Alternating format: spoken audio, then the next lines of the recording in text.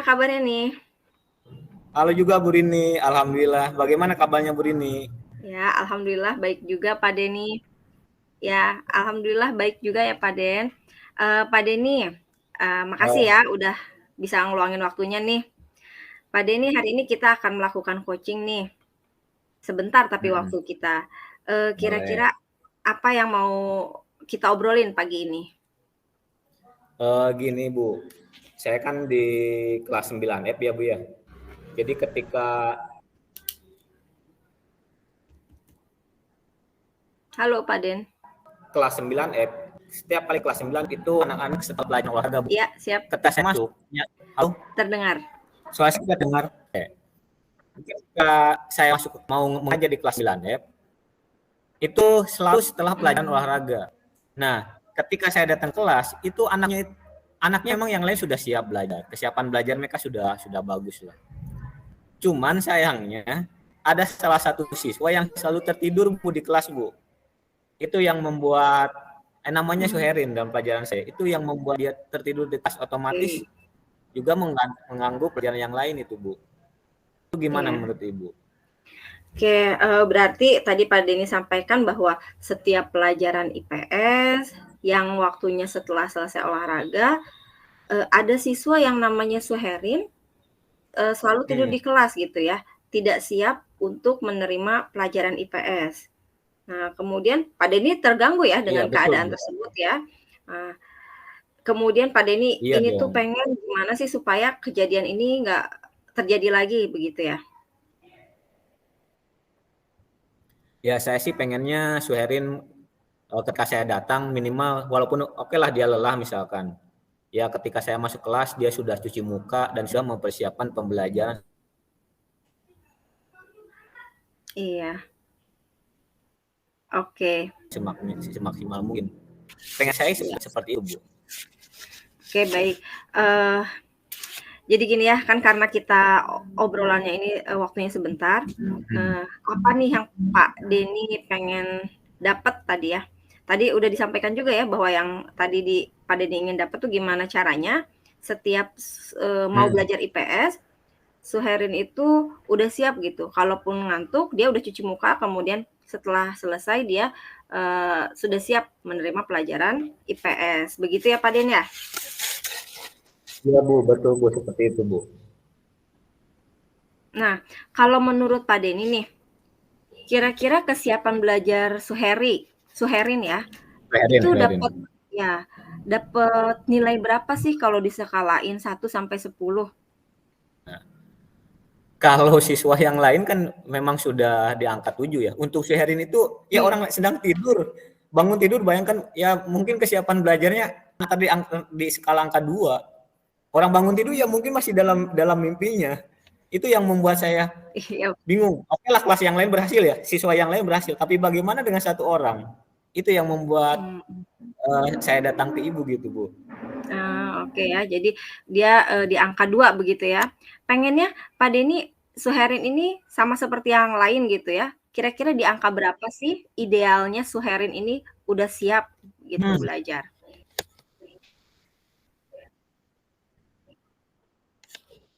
Idealnya sih di angka 7. Walaupun tidak di angka 8 seperti siswa yang lain, kalau di angka 7 kan bisa mengikuti pembelajaran saya ya. Oke, Kalau di angka 2 ya rentangnya terlalu jauh juga. mhm. Seperti itu, Bu. Oke siap.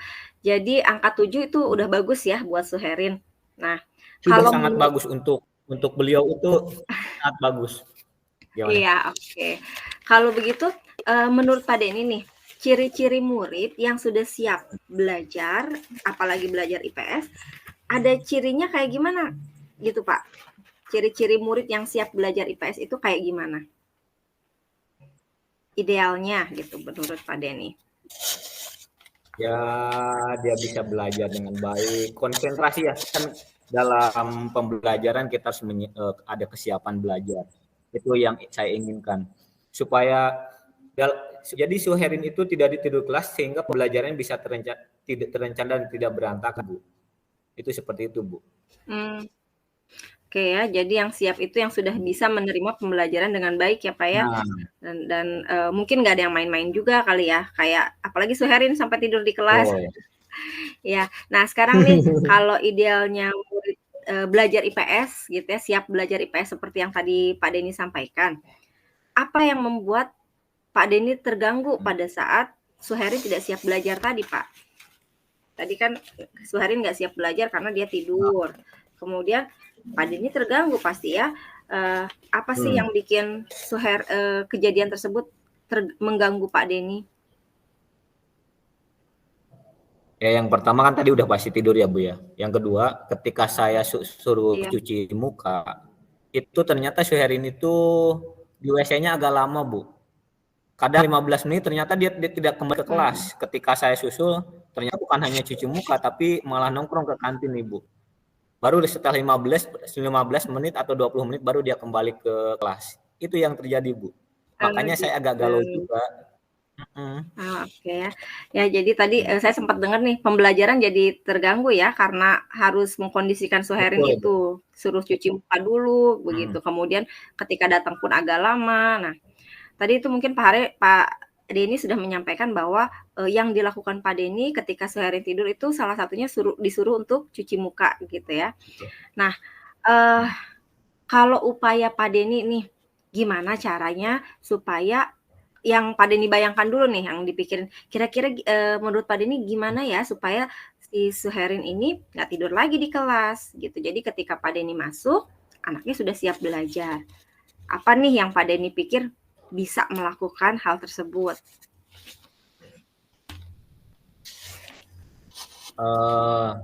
Yang pertama saya nanti akan coba ngobrol dengan wali kelasnya ya Bu ya. Maaf, bukan wali kelasnya dulu, ke guru olahraga. Karena selama ini setelah pelajaran olahraga kan ada jeda waktu 10 menit tuh biasanya untuk istirahat. Mungkin saya coba ngobrol dengan Bapak Iwan, guru olahraganya. Bagaimana caranya siswa itu tidak langsung ke kelas, tapi istirahat ada di lapangan. Kan tidak mungkin juga Suherin tidur di lapangan. Itu yang pertama.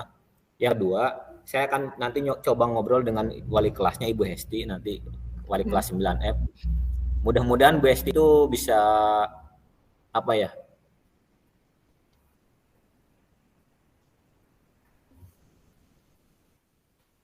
bisa melakukan restitusi ya, melakukan restitusi supaya bisa Oke, jadi yang mau Pak Denny lakukan itu ngobrol dengan guru olahraga dan juga wali kelasnya ya Pak Denny ya.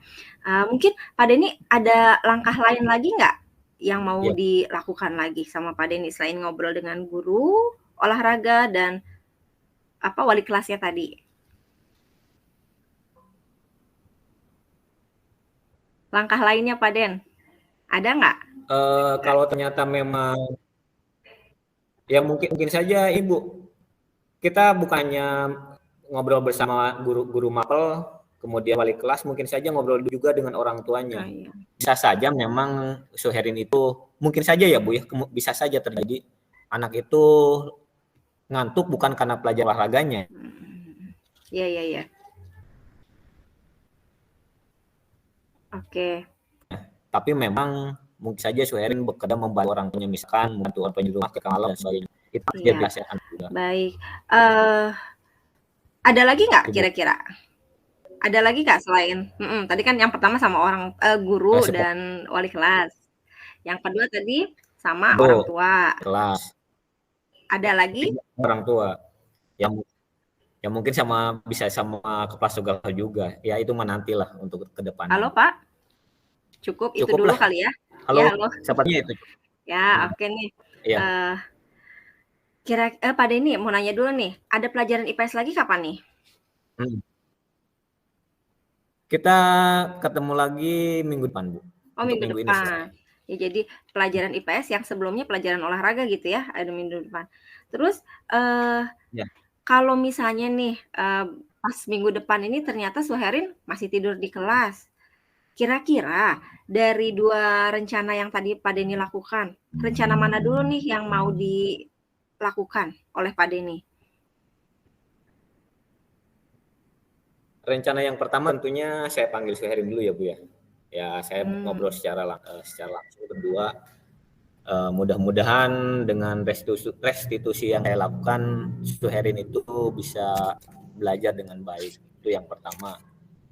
Kalau yang kedua seperti yang tadi yang sudah kita bicarakan, saya coba ngobrol dengan guru mata pelajaran, yang ketiga dengan wali kelasnya, dan yang terakhir dengan orang tuanya. Mudah-mudahan tingkat kesiapan belajar Suherin bisa meningkat dibandingkan sebelumnya. Itu mungkin Bu rencana saya ke depannya. Oke nih, jadi rencananya dengan Suherin itu mau merestitusi dulu ya, merestitusi Suherin, kemudian selanjutnya, ngobrol dengan guru olahraga dan wali kelas, baru terakhir dengan, orang tuanya. Nah, menurut Pak Denny nih, Siap. eee, gimana supaya rencana yang Pak Denny sudah bayangkan tadi, bisa terlaksana sesuai keinginan Pak Denny? Kira-kira apa yang Uh, diperlukan gitu, supaya jalan apa sih, rencana tadi itu lancar begitu? ya mungkin saya harus bisa ini ya, harus bisa membagi waktu juga dengan mereka. Mudah-mudahan semuanya bisa terlaksana lah Ibu ya. Itu Oke deh. mungkin Ibu. Oke, bagus sekali ya. Nah Pak Denny, ini bentar lagi kita akan ada, mau masuk ke sesi berikutnya ya. Tapi, gini nih, Iya Ibu. kalau menurut Pak Denny, dari apa yang sudah kita obrolkan tadi, kira-kira, apa ya, apa sih yang Pak Denny dapat dari obrolan kita barusan ini? Alhamdulillah setelah saya ngobrol dengan Ibu, mulai terpikirkan untuk berdiskusi dengan pihak yang lain ya Bu ya. Tadinya awalnya saya hanya mikir, oh mungkin saja saya hanya memarahin Suherin. Ternyata setelah saya Oke ngobrol dengan Ibu, ternyata ada manfaatnya juga. Saya bisa ngobrol dengan wali kelas, bisa ngobrol dengan orang tuanya juga. Baru kepikiran sekarang loh Bu. Tadinya saya tidak kepikiran untuk ngobrol dengan mereka. Ternyata mmm. dipikir-pikir, oh iya juga. Ada manfaatnya dalam obrolan kita hari ini. Itu Ibu. Terima kasih ya. Mhm. Sama-sama ya Pak ya. Ya oke deh Pak Denny, semoga rencana yang sudah disusun oleh Pak Denny tadi bisa berjalan lancar. Dan, saya juga mungkin ingin menunggu kabarnya gitu ya, mudah-mudahan minggu depan kita bisa ngobrol lagi, saya ingin tahu nih gimana sih Pak Denny berhasil meng-handle Suherin tadi gitu ya, supaya tidak tidur saat pelajaran IPS. Nah, dan saya harap juga ya, semoga Suherinnya juga, setelah rencana Pak Denny berjalan dengan lancar, Suherin juga bisa siap dalam belajar IPS. Mungkin gitu ya Pak Denny ya? Siap Ibu. Tapi nanti Ah, aku minta waktu Ibu ya. Berhasil atau tidaknya nanti kita siap. ngobrol lagi. Kita curhat-curhat Oke deh, lagi. siap. Makasih ya Bu ya. Ya, Maaf mengganggu semua ini. sama-sama Pak Denny. Assalamualaikum. Ayo mangga. Waalaikumsalam. Ya.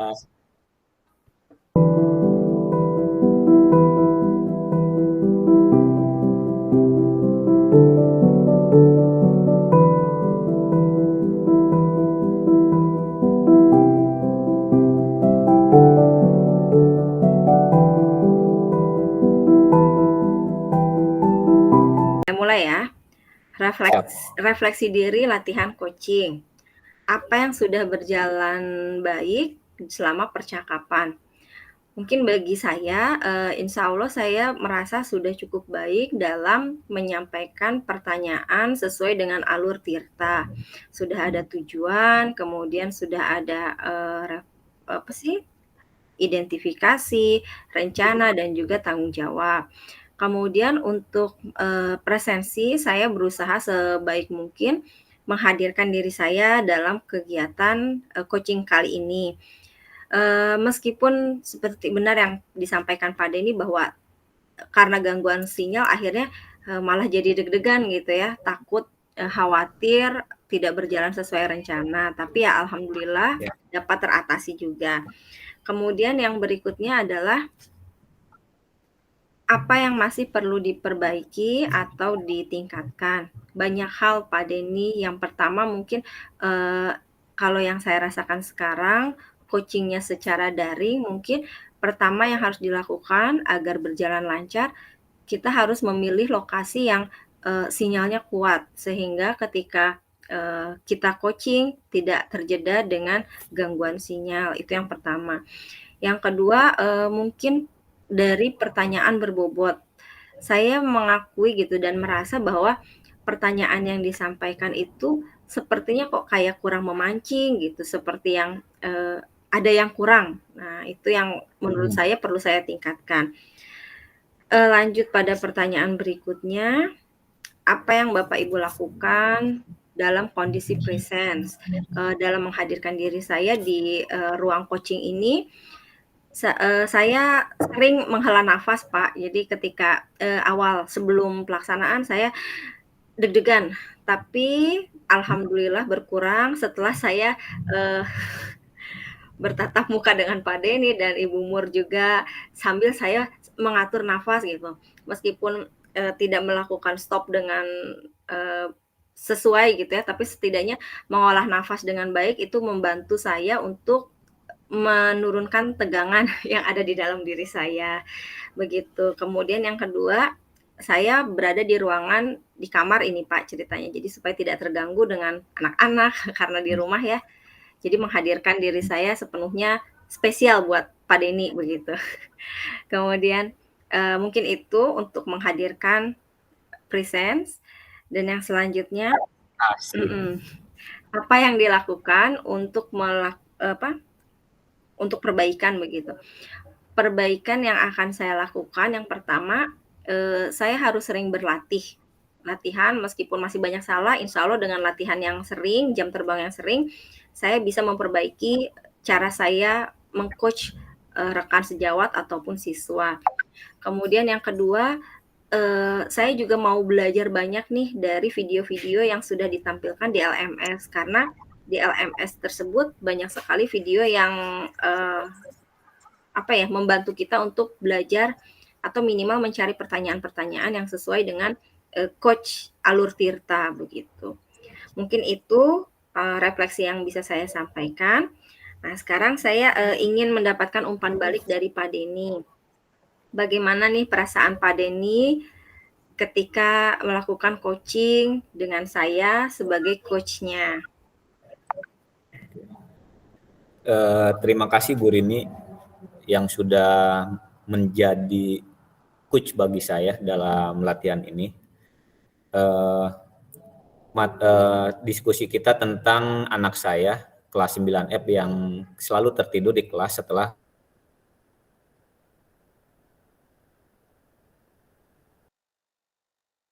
pelajaran olahraga.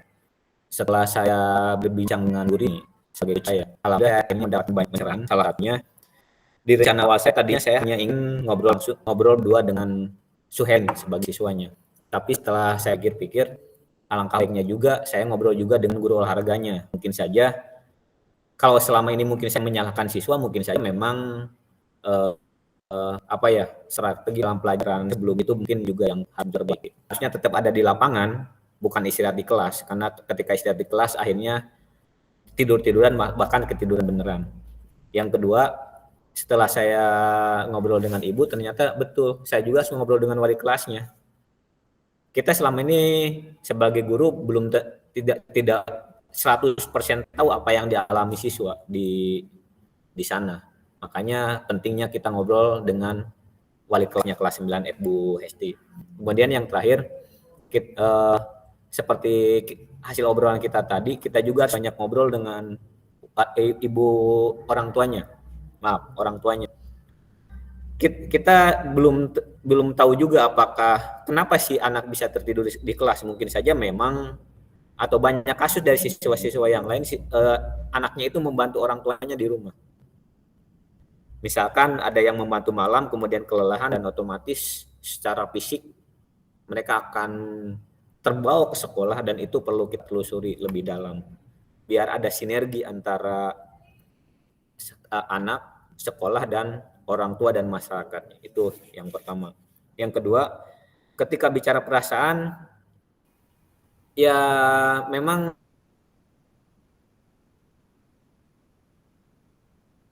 perasaan saya ini akan berhubungan dengan mindfulness. Ini dulu wawancara saya, Budi. Bang saya agak masa bersalah dan Budi ketika sinyal udah bagus. Nanti kalau di video nanti ada gestur saya yang harusnya kan kita bertemu kayak ya. Ketika tiba-tiba saya seperti telinga kemudian memandang mana, yaitu saya memang bingung kenapa tiba-tiba suara Budi ini hilang. Kenapa tiba-tiba Bu Mur hanya ada fotonya saja? Kemudian muncul macam-macam di sini itu gesturnya tidak akan sesuai dengan apa yang kita harapkan dalam pemotongan video itu. Saya jujur merasa bersalah dalam kegiatan ini. Itu untuk perasaan saya dan mudah-mudahan untuk kedepannya nanti di Deka sinyal bisa lebih bagus. Untuk Bu Rini udah bagus, tenang. Bu Rini itu bagi saya Bu Rini terlihat adem tapi ketika ngobrol itu panjang, terbuka gaya Bu Rini itu santai gitu. Itu menurut saya bagus loh, cukup bagus. Itu Bu. Oh, kalau dari segi pertanyaannya mungkin gimana nih Pak?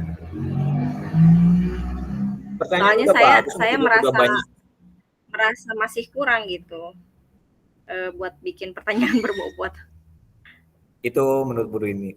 Kan saya tiba-tiba ketika Bu Rini merasa pertanyaan saya kurang berbobot, menurut saya tiba-tiba saya terpikir oh iya, saya harus melakukan diskusi bukan hanya dengan si anak, tapi tiba-tiba saya pikir oh berarti saya ngobrol juga dengan guru-guru sebelum pelajaran saya harus ngobrol dengan wali kelasnya termasuk dengan orang tua.